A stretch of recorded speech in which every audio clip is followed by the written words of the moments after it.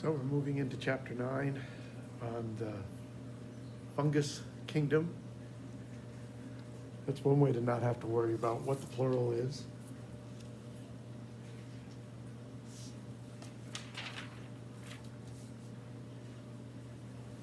At this point, I'm assuming that everybody is kind of where they need to be or should be getting where they need to be in terms of being able to keep up with things and being able to get stuff submitted, knowing how to go back through and get what you need to get when you're being asked exam questions, how to follow the directions when you're writing a paper so that you do it the way that it's supposed to be done on a bunch of different fronts. Organization.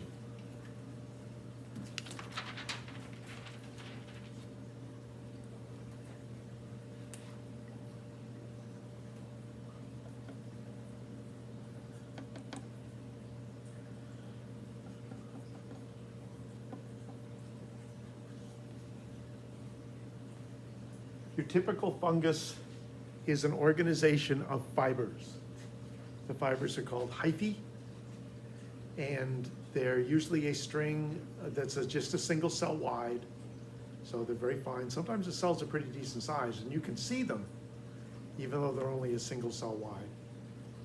And they are typically haploid. They typically only have one set of chromosomes.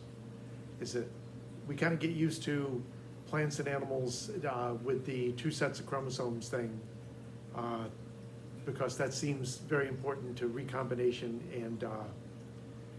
and sexual reproduction. These guys work in a somewhat different way.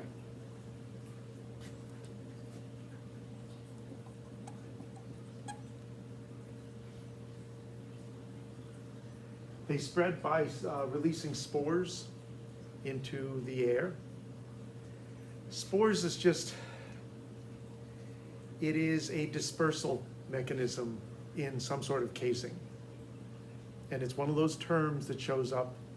Bacteria produce them, plants produce them, funguses produce them, some protozoans produce them. There's a whole group of protozoans, used to be called sporozoa, the spore animals. And because spore is such a widespread term in so many different groups, they eventually did change that. We'll talk about that when we get to protozoa. So the spores just shows up again and again and again and again. It's a dispersal form. There's something inside the spore that you got to get from one place to another. And it's usually the protection part of the casing is to prevent the what's inside from drying out.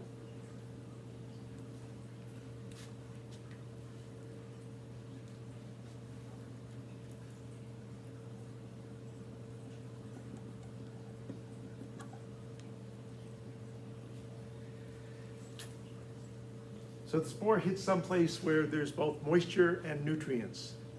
Funguses do not do well in dry conditions. They're not particularly waterproof. And of course they need nutrients. They absorb nutrients through their outer surface. That's one of the major differences between this group and our group. It actually turns out that although people for years had the fungus inside the plant kingdom, because they are superficially similar when you're looking at things like mushrooms, they eventually split them off into their own kingdom. They're not photosynthetic, and there's a whole bunch of other things that they don't have in common with plants. But some genetic testing, evolutionary comparisons they've made in the last few years, actually makes these guys more closely related to us with a very, very distant ancestor than they are to plants, which you have to go farther back on their family tree before you hit an ancestor that's both ancestral to the plants and to the funguses. Now for germination, the spores take in nutrients, they start to generate cells, and the hyphae start to radiate out from that spot that the spore has settled. If the substrate, the area is that they tend to grow through surfaces. They can grow across surfaces, but they tend to extend through loose surfaces. And if the surface is fairly uniform, then you get a kind of a round dispersal. Obviously, if it's more dense in one place, if it's a soil fungus and there's a rock over here, then it's going to disperse round in this direction and kind of up against the rock and maybe around the rock on the other side.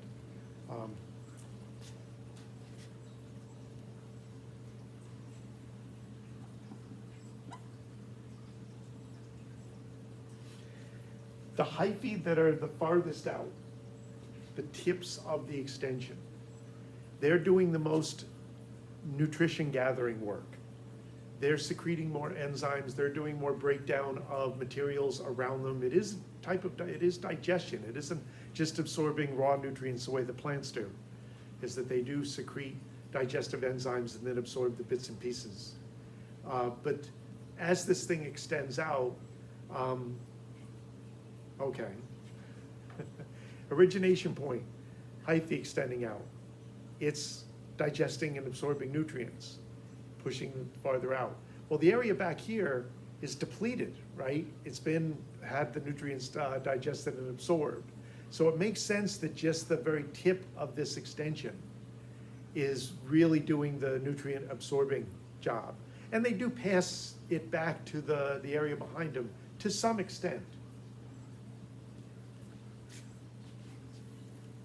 So these things tend to form rings.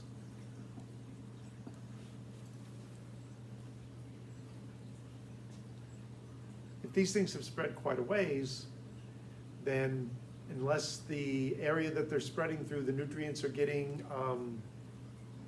regenerated, getting brought in from maybe leaching into the soil from soil above with rain, or as bacteria break down some sort of living thing, and they release nutrients that go down to or up to where the funguses are.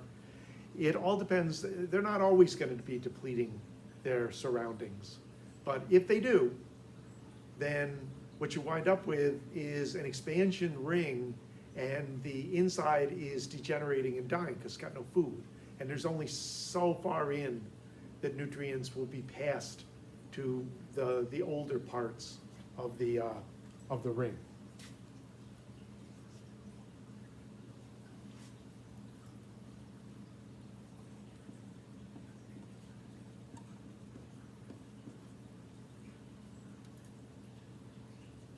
I'm going to put these terms up and then tell you what they mean.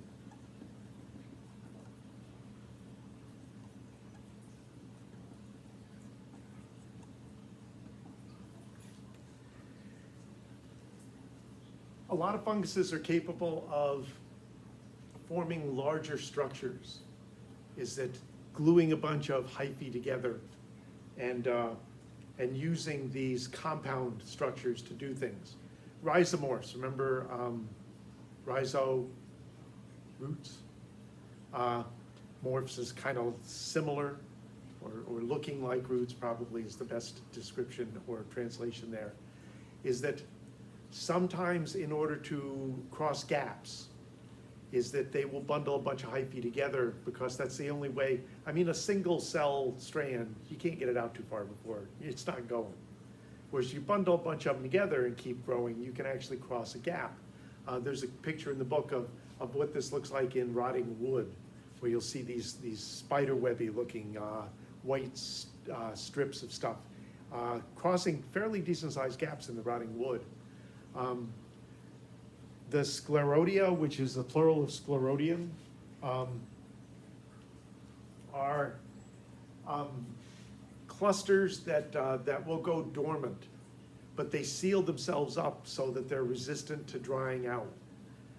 Because there are some areas that the funguses are living in where if they wait it out, as I said, rain, other sorts of things will flush nutrients into their area, but they need to be able to wait it out so they can go dormant, prevent themselves from drying up, kind of wait for the next wave of nutrients to come along. And fruiting bodies is what everybody is familiar with when you talk about funguses. Those are mushrooms and other sorts of fruiting bodies. You're going to want to spread the spores through the air. So if you can get to your spore release point being up in the air, that's a good thing. And so fruiting bodies will get a little bit of clearance, sometimes more than a little bit of clearance. Now, to go back to the way this works, we're going to talk about the zones in a minute. But a lot of people have never seen one, what's called a fairy ring. Where I grew up, I had old farm fields on both sides of my house, which had been farmed for a really long time, but had basically gone to hay the way that a lot of our local farm fields have. In the spring, before the grass had really come in, there were areas around the fringes of the fields where you would get these very nice circles of mushrooms. And when people used to see those, you see geographic figures in nature and you tend to think that there's something artificial about them, something built. And so they'd see these circles of mushrooms and go, oh, you know, the fairies, you know, they make them, because they thought the mushrooms grew by seeds. The fairies plant the mushrooms into a perfect circle so they have a place to dance under the midsummer moon. And so they call them fairy circles. But what you're actually seeing is the radiation out from a germination point through soil that's been turned so much that it's very homogeneous. So the edge of this expansion just gets bigger and bigger, but stays round. And then on the fringes, the fruiting bodies will erupt, the mushrooms will erupt, and you'll get a nice circle. In most other situations, the fruiting bodies will be more, you know, irregular because they've hit things in their spread. One other place you see circular fruiting bodies, there is a type of soil fungus that will grow under your skin if it gets into a puncture wound. And it'll go just so far out through your skin, which is fairly even in the connective tissue to spread in. And then it will erupt in a circle of fruiting bodies. And in this country, we call it ringworm. Not a worm, but it does form a ring. It doesn't really look like a Lyme disease ring, but it can be confused with that. And Lyme disease, that's a bacterium. I'm not entirely sure what forms the ring in Lyme disease, but it's not fruiting bodies. So as these things grow out, they have zones, and they're called growth zones.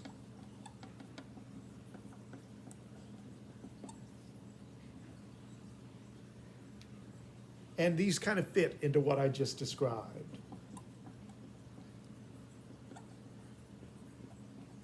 The outer edge that's moving out into the environment is the extension zone. Good old extension, nice English word.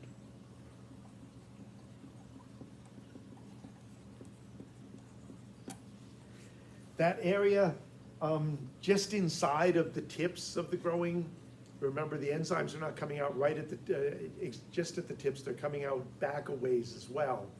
As the thing extends into a new area that you're trying to get the nutrients out of it. That's your production zone. So it's still out near the edges, but it's a little bit, the extension zone is kind of the tips, and the production zone is kind of the tips and in a little bit farther from that.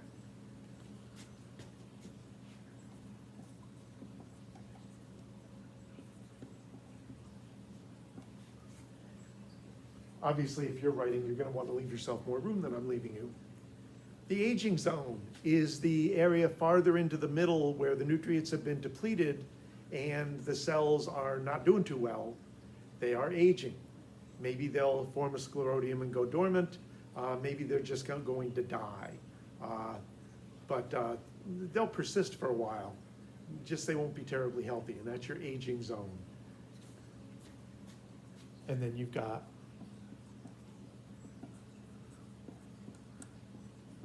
your fruiting zone, somewhere near the edge of the circle, or the edge of the edge. When conditions are right, when maturation is right, fruiting bodies get produced. And where fruiting bodies get produced, like the edge of the fairy circle, that is your fruiting zone. The edge of the circle in your skin for ringworm is a fruiting zone. Okay, rather than do this all at once and wind up with a really long video, I'm going to break this up, so I'm going to stop this here.